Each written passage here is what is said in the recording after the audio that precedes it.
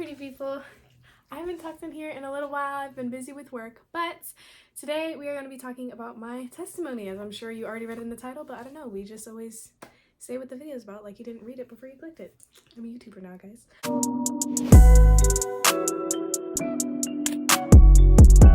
Alright, so jumping straight into it, I was born and raised in South Florida, so where I'm from is very, very, very, very diverse. Every culture, every food, every just type of person, every type of looking person, everything is in South Florida. So I think because of that, and also just the type of shows and things that I was into when I was younger, as a result, I have never been iffy when it came to people who seemed like scary or the people you're taught to shy away from, I guess. Like, example, one of my favorite shows was Pitbulls and Parolees, which was people who went to jail for did things they shouldn't have, and then they would go out and save pitbulls, which people are taught to shy away from, and an animal that people are taught to shy away from. Like, Inked was another one of my favorite shows. It's just a bunch of tattoo artists, like with big old gauges and the full body tats and face tats and all that. Like, I've always kind of been drawn to it. I've always thought that it's cool. I've always had a heart for people that are looked at in a negative light simply for the way that they look. I don't know. I've always had a heart for those types of people and animals. I have a pit bull. He's the least scary looking thing in the world. This is Minion. You don't want to be on camera? Okay. He's scrawny and funky looking and short, but he's a scary pit, so yeah. Yeah, I've just never been the fearful type, especially when it came to people, animals, things like that. And when I was 13, my dad joined the military. And because of that, sadly, we went from beautiful tropical Florida with the palm trees and 20 minutes in any direction, you're at a beach, to, and a million one things to do, to El Paso, Texas, the butthole of America. It's the butthole of the United States, and if you live there, I am sorry that you live there. Not that I said it's the butthole, because it is. So moving on, El Paso is the desert, straight desert, absolutely nothing to do, no good food, just trash in every possible way. So moving from beautiful, lovely Florida to crap Paso, took quite the toll on my mental health. Since like the sec I moved there, I started becoming more and more depressed in reality, because sadness is like a moment thing. Like, I was just always chronically sad, so depressed, when I lived in El Paso, like from the sec I moved there. And then I was homeschooled when I moved there. So for military kids, if you live on base, there's like these teen hangout center things, and even though I was homeschooled, I still got to socialize with people my age and people in high school because of the teen hangout centers. So they were open once school ended all the way until like almost 9 at night on Fridays, and then I think it was like 8 on weekdays. So it would just be a bunch of teens hanging out, doing whatever. They had like games, cooking classes, and like just all these like really fun stuff, right? So because of that, I started making friends, even though I was homeschooled. And I became best friends with a guy who was a drug dealer. But I never looked at him in any sort of negative light because of the fact that he did that. Because, like I said, grew up in South Florida, kind of saw that quite a bit. And although I didn't agree with it, I've never smoked a day in my life. Gonna be honest, it's not out of some like righteous, like, don't do drugs. Now I think, biblically, don't do drugs. But before I was a Christian, it wasn't out of a religious standpoint. I genuinely was scared. I was like, I'm gonna get, like, I don't know, it was just scary to me. I don't know, drugs are scary. Don't do drugs, kids. So anyways, I never looked at him weird because of that, because growing up, I knew people and I loved people and I hung out with people who also did some of that. So about a year into us being friends, he raped me, and that was a horrible, horrible thing for a multitude of reasons. One, obviously, being rape in itself is, I think, one of the worst traumas. I think my neighbor just died. One of the worst traumas, because it's taking something that's meant to be beautiful, taking something that's meant to be beautiful, taking something that God made with such beautiful intentions, and turning it into something horrible, and turning it into a bad thing. As for other traumas, they're just bad in general, like getting beat up. At no point in time is getting beat up a fantastical thing or something that's supposed to be good. Some people like it like that. But, you know, like, jokes aside, getting beaten up isn't something that's ever supposed to be good. As for rape, it's taking sex, which is supposed to be a beautiful thing, like something that unifies two people, and turning it into a horrible, traumatic thing. So I think because of that, it's one of the worst traumas that someone can face. And then on top of that, it being someone who knew me and someone who I knew and obviously trusted, because that was my friend, just made it so much worse. And because of the fact, at least the way that my brain kind of rationalized it, I guess, because of the fact that it was someone who knew me so well, didn't think I was worth waiting for, or even a person. At that point in that moment, I was an object for his satisfaction rather than a human being to love. And the fact that he was someone who I knew and who knew me so well, and he didn't even think of me as a human, like someone worth waiting for, just made it so much worse. And that really took a toll on the way that I viewed myself. And I became extremely, extremely depressed. I thought I was absolutely disgusting. I completely shied away from God, because I did grow up Christian. But it was more so of a secondhand thing. Like, I knew of God, but I didn't have a personal relationship with him. Sorry, you hear my dog. He loves being the star of the show. Don't sigh at me.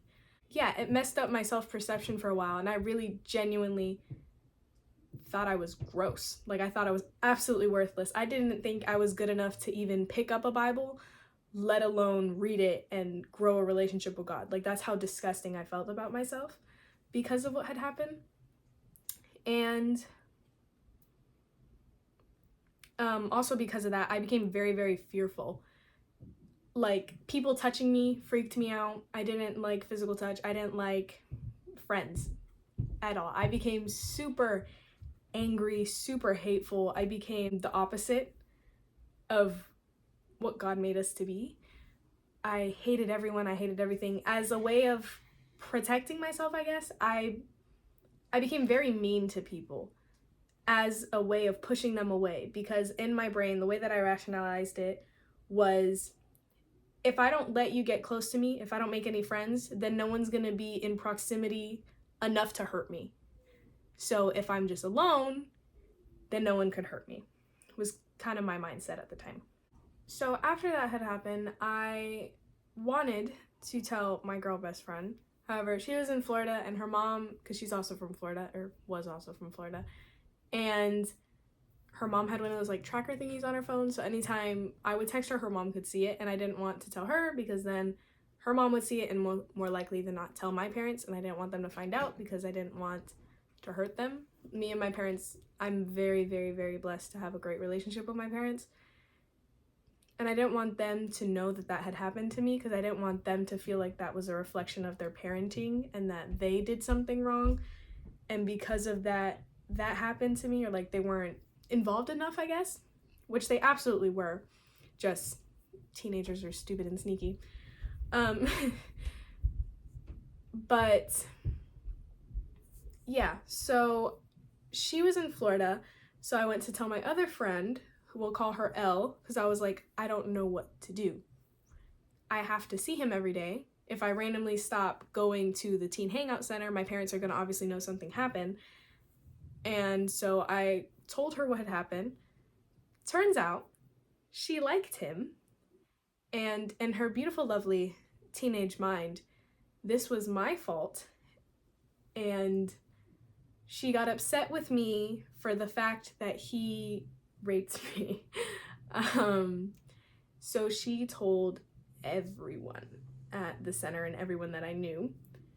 And she told them specifically that I was planning on blackmailing him and I was going to lie about being raped, which obviously is not what happened. After that, every single person that I was friends with, and I was great with everyone. Like, there was no one I had beef with. There was nothing. I was top notch at the time. Everyone liked me. Everything was fantastic. And within an instant, every single person I knew hated me and thought I was disgusting and just a horrible person, and somehow the type of person who would fake that, which I think is a special type of disgusting. And that also hurt me in a special way because obviously they were my friends and they were people who knew me, and they didn't even take the time to try to hear my side of it. And they just immediately were like, yeah, Jarilee's the type to fake being, yeah.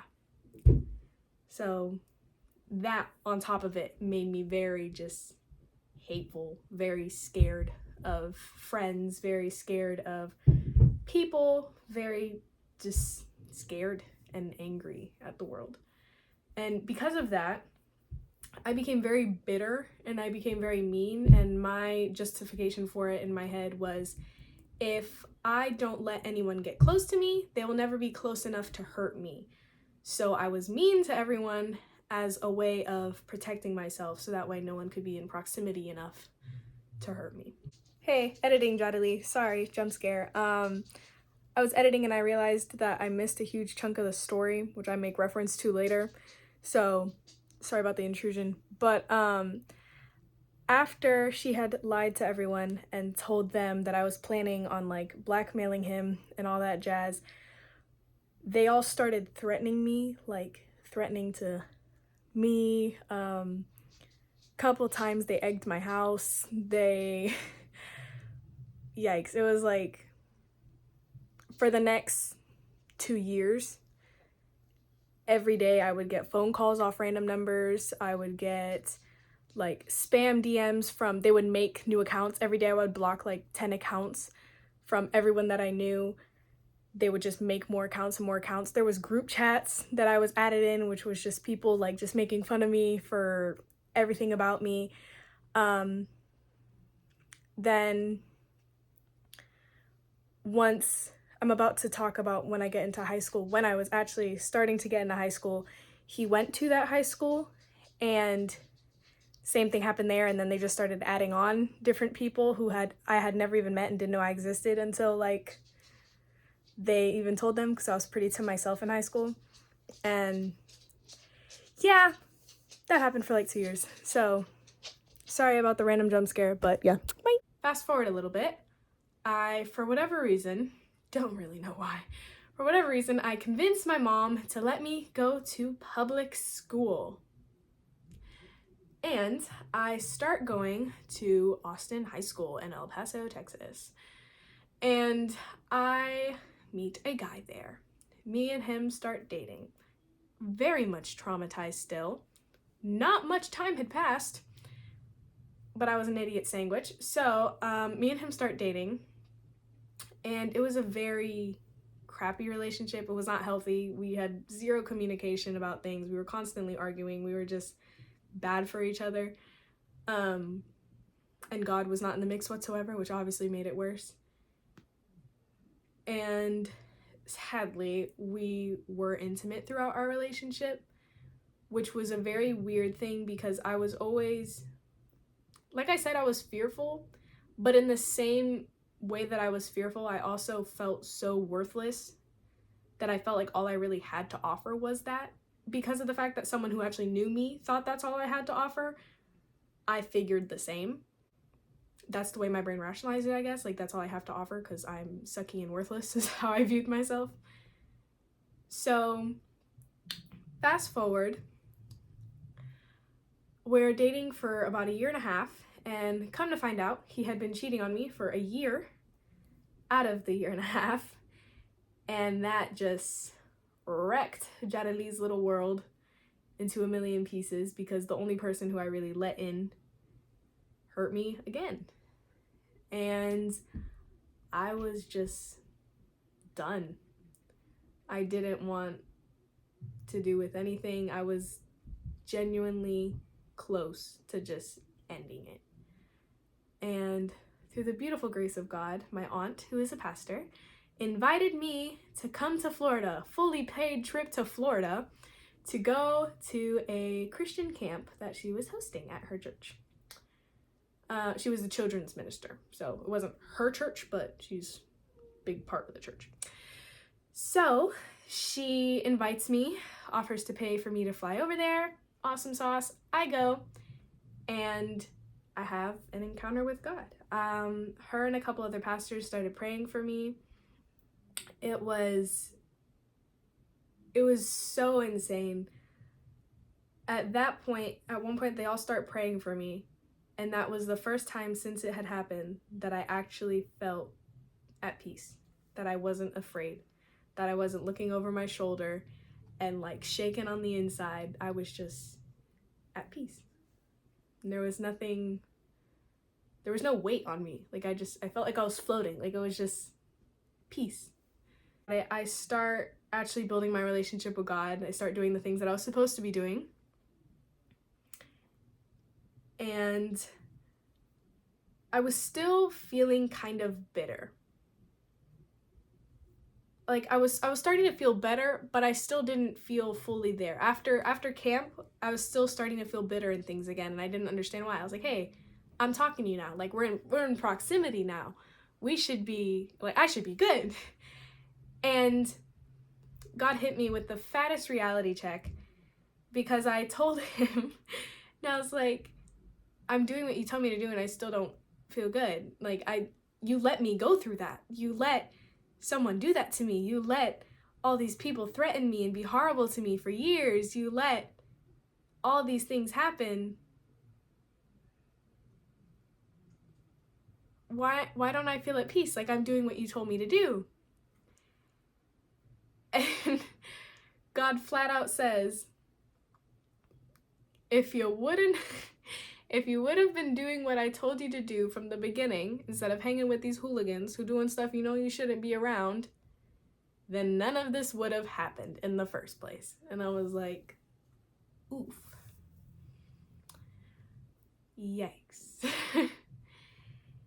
And after that, me and God had a very long talk about lots of other things, one of the main things being forgiveness. So about a year after that, so a year into my walk with God, he kept pushing me and telling me that I need to forgive everyone who was a part of it, whether or not I wanted to. But the catch is I actually have to want to. I should forgive them whether or not I want to, but it's not true forgiveness unless it actually comes from the heart. And the awesome thing about God is that when you grow a relationship with him, then there is a renewal of your heart and mind. And since then, I forgave him. And I forgive him for what he did to me. I forgive the people who went along with it and made it significantly worse. And at the end of the day, those are people God made. Same as I am. I've sinned, you've sinned, we've all done horrible things. But God doesn't call us by our sin, he calls us by our name. He calls me Jarilee. He doesn't call me the girl who struggles with gossiping, the girl who struggles with holding her tongue and not saying inappropriate jokes. That's not what he says. He calls me Jarilee.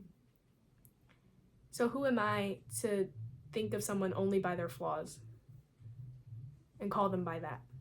So now, and for the future, I have not had an anxiety attack in 3 years. I haven't suffered from depression in 3 years. I haven't been scared. I'm chilling.